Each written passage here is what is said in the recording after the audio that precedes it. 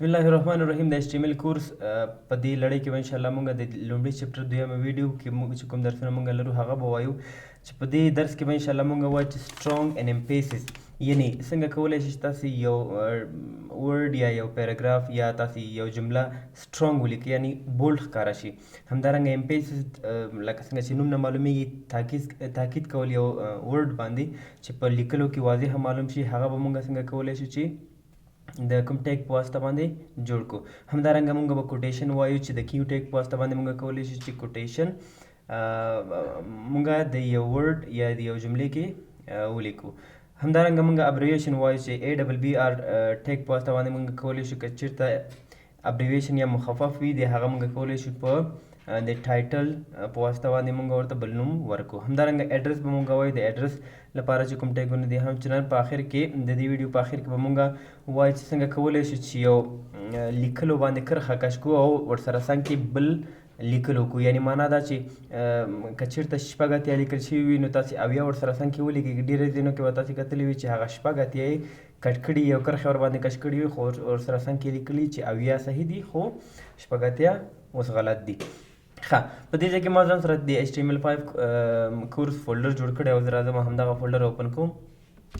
په دې ځای کې به زه یو فایل واخلم یا به داسې وکړو چې زه د ویژوال سټوډیو کوډ اوپن کوم تر څو پورې چې له هغې ځای نه تېر ویډیو کې ما تاسو ته طریقه ښودلې وه چې تاسې به لومړی فایل جوړوئ او بیا په دې کې اوپن کوئ. خو اوس درته ښایم چې څنګه کولی شئ چې ډایرکټ له دې ځای نه تاسې یو فایل جوړ کړئ. ګورئ کله چې تاسې دا اوپن کړئ سټارټ کړئ نو دغه پیج تاسې را خلاصېږي چې ویلکم پیج ده. تاسې به راشئ فایل ته. فایل کې به نیو فایل واخلئ. دا فایل تاسو سره جوړ شو untitled 1 یعنی دا به تاسې کله چې سیف کوئ نو تاسو ته به راځي چې دې ته کوم نوم ورکوئ او کوم ځای کې سیف کوئ. نو تاسې به ورته همغه فولډر انتخاب کړئ. دلته تیار همغه د HTML5 کورس فولډر انتخاب شو نو زه دلته ورته نوم ورکوم چې text2.html. تاسې بیا ایکسټینشن ورته حتما .html ورکوئ. نو زه راځم دا سیف کوم. ښه ګورئ دلته text2.html موږ سره هغه فایل جوړ شو. لکه څنګه چې ما تاسو ته په تېره ویډیو کې ویلو چې د HTML کوډ د لیکلو لپاره هغه بیسیک کوډ ضروري ده چې هغه HTML دی. موږ دوه سیکشنه پکې لرو چې یو د هیډ ټیګ ده همدارنګه د باډي ټیګ ده. دا به تاسې حتما لیکئ. دغه کوډ هغه بیسیک کوډ چې دی هغه تاسې د شارټکټ په واسطه باندې هم په ویژوال سټوډیو کوډ کې تاسې راوړلی شئ. که چېرته تاسې کوم بل ټیکسټ ایډیټر څخه استفاده کوئ په هغې کې تاسې نشئ راوړلی خو په ویژوال سټوډیو کوډ کې تاسې کولی شئ د شارټکټ په واسطه باندې راوړئ. شارټکټ یې دا ده چې تاسې به شیفټ یو یعنی ایکسکلیمیشن مارک به ولیکئ په دې ځای کې تاسو ته په خپله هغه لیست کې راځي تاسې به دا انټر کړئ. چې کله تاسې انټر کړئ هغه د بیسیک کوډ به په خپله دې ځای کې راخلي. ښه په دې ځای کې یو څه شی پکې اضافه شو. ګورئ ډاک ټایپ ډاټ سپیس HTML. همدارنګه په HTML کې ګورئ لینګ یعنی لینګویج اضافه شوی ده چې یعنې ورسره لیکلی. همچنان یو څو ټیګه په دې ځای کې نور هم اضافه شوي دي چې دا به انشاءالله موږ په آخري چپټرونو کې په تفصیلي ډول باندې وایو چې میټا ټیګز د څه په خاطر باندې استعمالیږي او موږ یې ولې دا به انشاءالله موږ په آخري درسونو کې مکمل ډول باندې وایو. ښاید هغه ټایټل خو موږ ویلی چې دا به د ډاکومنټ په سر کې راښکاره کېږي. زه راځم دلته ورته نوم ورکوم چې ټیکسټ ټو چپټر. ښه موږ به خپل کوډ چې د هغه به باډي سیکشن یا باډي برخه کې کوو. نو په دې درس کې به موږ وایو چې strong او emphasis څه شی دي. strong کله چې موږ لیکل کوو زه راځم یو پی ټیګ اخلم یعنی د پیراګراف ټیګ. زه به داسې وکړم چې لږ ټیکسټ والا ورډ نه کاپي کړم.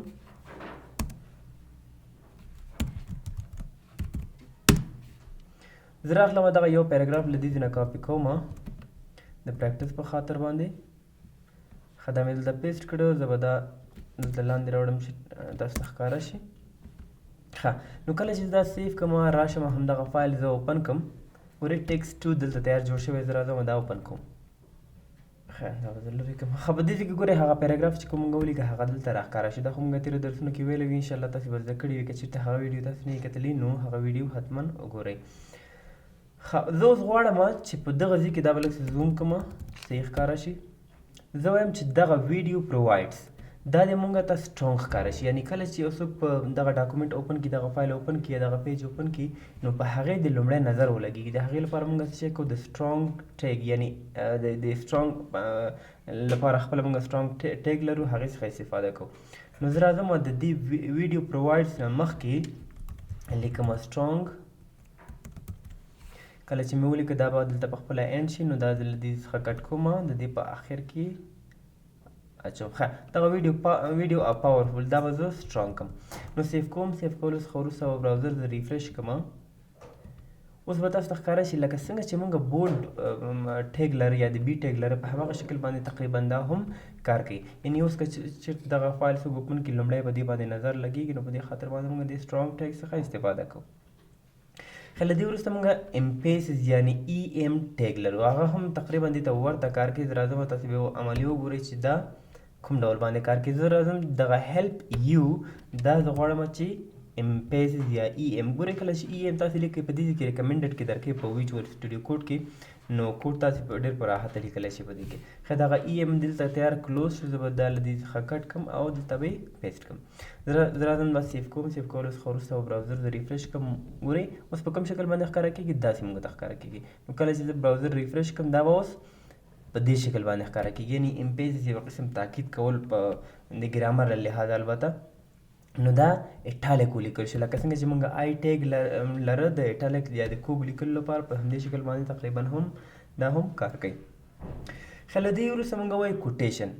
زه غواړم کوټیشن موږ د څه په خاطر باندې استعمالوو کله چې د یو بل چا خبره موږ په خپل پیراګراف کې یا په خپلو لیکلو کې استعمالوو نو موږ بیا د کوټیشن څخه استفاده کوو. کوټیشن تاسو به کتلي دغلته د دې په سر کې او په آخر کې زه وایم چې دغه وین یو کلیک آنلاین یعنی دغه جمله زه وایم چې دا د بل چا د خولې جمله ده ما په دې لیکلو کې استفاده کړې. نو د هغې لپاره موږ کیو ټیګ لرو. کوټیشن ګوره ډېر اسانه ده د هر یو کوم موږ چې ټیګونه لرو ایلیمنټ لرو د هغې لپاره ټیګ چې دی د هماغه نوم تقریبا ورته دي. نو زه راځم دلته لیکم چې انګل بریکټ سټارټ کیو ټیګ لیکم. کیو ټیګ باید ما سره دلته کلوز شي. زه راځم دا له دې څخه کټ کوم او تر دې ځای پورې زه وایم چې دغه کاما به هم ونه لرې کوم او په دې کې به دا پیسټ کوم. نو اوس دلته دا سیف کوم. سیف کولو څخه وروسته او براوزر ته راشم دا اوس به وګورو چې کوم شکل باندې موږ ته ښکاره کېږي. دلته وګورئ دغه کوټیشن په دې ځای کې اضافه شول. یعنی د دې معنا دا ده چې له دې څخه تر دې ځای پورې دغه خبره موږ د بل ځای نه نقل کړې ده یا د بل چا د خولې خبره موږ دې ځای کې راغېسته. یعنې دا د ګرامر له لحاظه کله چې تاسو لیکل کوئ نو دې شنو ته باید تاسو فکر وي چې موږ کوټیشن په دې طریقه باندې او د دې ټیګ په واسطه باندې لیکلی شو. ښه له دې وروسته موږ وایو چې ابریویشن یعنی مخففات. کله چې موږ لیکو AFG یعنی افغانستان که چېرته زه په دې ټیکس کې ولیکم AFG کېدای شي ډېر خلک به ورباندې پوه نه شي خو کله چې د دې AFG باندې دلته ودرېږي یعنې دلته دا کرسر راوړي باید هلته ورباندې ولیکل شي چې افغانستان. نو د هغې لپاره موږ څه کوو زه به راشم ویجوال سټوډیو کوډ ته د دې پیراګراف نه لاندې به راشم. زه په دې کې زه اخلم یو H4 ټیګ په دې کې زه لیکم AFG په دې لوی تور باندې ما ولیکه. راځم سیف کوم. سیف کولو څخه وروسته براوزر ته راشم وګورو چې په کوم شکل باندې موږ ته ښکاره کېږي. په دې شکل باندې موږ ته دغه ښکاره کېږي. یو خو به دا وي چې دا مخففات دي نو خلک ورباندې نه پوهېږي. د هغې لپاره موږ څه کوو چې کله په دې باندې څوک داسې کرسر راوړي باید دلته ولیکل شي چې افغانستان. تاسې به لیدلي وي په ډېرو ځایونو کې کله چې تاسې کرسر په هغه ورډ باندې داسې ودروئ نو هلته موږ ته ښکاره کېږي چې دا د څه پورې مربوط ده. نو د هغې لپاره موږ څه کوو ښه په دې ځای کې دغه H4 چې ما ولیکه دلته ما ولیکل ټایټل. دغه ټایټل چې تاسو ته ښکاره کېږي دا موږ سره اوس اټریبیوټ ده. یعنې د دې ټیګ موږ سره یو اټریبیوټ ده چې ټایټل په نوم باندې موږ دغه ټایټل په دې خاطر باندې واخیسته. نو دا سیف کوم. سیف کولو څخه وروسته براوزر ته راشم. اوس ګورئ که چېرته دې په سر باندې ودرېږم یعنې هېڅ هم نه ښکاره کېږي. خو کله چې دا ریفرش کړم نو دلته راځم د دې په سر باندې ودرېږم نو ګورئ دلته راښکاره کېږي افغانستان. زه به دا لږ څه زوم کړم چې تاسو ته صحیح معلوم شي. راځم د دې په سر باندې دا کرسر ودروم نو هلته به موږ ته ښکاره کېږي چې افغانستان. یعنې کله چې موږ غواړو چې ابریویشن یعنې مخفف ولیکو د هغې لپاره به موږ څه شی کوو موږ باید د ټایټل څخه استفاده وکړو. ګورئ دلته ما تنها د H4 هغه هیډینګ واخیسته خو دې لپاره اصلي یعنې کوم چې موږ لیکو د مخفف لپاره ABBR ده یعنې ابریویشن. زه لیکم چې US یونایټډ سټیټس. نو دا سیف کوم. سیف کولو څخه وروسته به راشم براوزر ریفرش کوم. ګورئ US په دې شکل باندې ښکاره کېږي. نو دلته موږ ته څه شی پکار ده چې د ټایټل اټریبیوټ په دې کې اضافه کړو. زه راځم ټایټل لیکم یونایټډ states په دې شکل باندې لیکم راځم سیف کوم ریفریش کوم ښه دلته ګورئ کله چې تاسو اوس په دې باندې ودرېږئ نو دلته به ماته ښکاره کېږي چې یونایټډ سټیټس هم چې نن دا ما په H4 کې واخیسته نو د دې لاندې به کومه کرښه نه راځي خو دا چې ما ابریویشن واخیسته د دې لاندې ګورئ نقطې معلومیږي یعنی د دې نه معلومیږي چې دا ابریویشن یعنی مخفف ده کله چې به د دې په سر باندې ودرېږي نو هغه د مخفف مکمل فارم به موږ ته راښکاره کېږي ښه له دې وروسته زه به راشم یو پی ټیګ یا همدارنګه H4 ټیګ به واخلم H4 به واخلم چې لږ واضح معلوم شي زه وایم چې زه لیکم چې دغه دلته به یو پی ټیګ هم واخلم کله چې تاسو په آنلاین ویب سایټونو کتلي وي کله چې یو چیک خرڅوي یعنی یو جاکټ دی یا مثال بوټان دي زه ورته لیکم شوز صحیح نو دغه شوز زه وایم چې قیمت مخکې څه وه مخکې قیمت وه $9 صحیح زه به ورته هغه $90 خو اوس قیمت شوی ده $80 نو زه غواړم دلته به راشم دا به سیف کوم دلته به موږ وګورو چې موږ ته واضح معلوم شي زه وایم چې دې باندې یو کرښه کش شي او دا دې ماته راښکاره شي یعنی دغه بوټان چې دي د دې قیمت مخکې دا و خو اوس قیمت دا ده نو د هغې لپاره موږ څه شی کوو د INS یعنی د انسټیډ همدارنګه ډل DEL یعنی ډیلیټ همدارنګه د انسټیډ ټیګ څخه استفاده کوو د هغې لپاره موږ څه شی کوو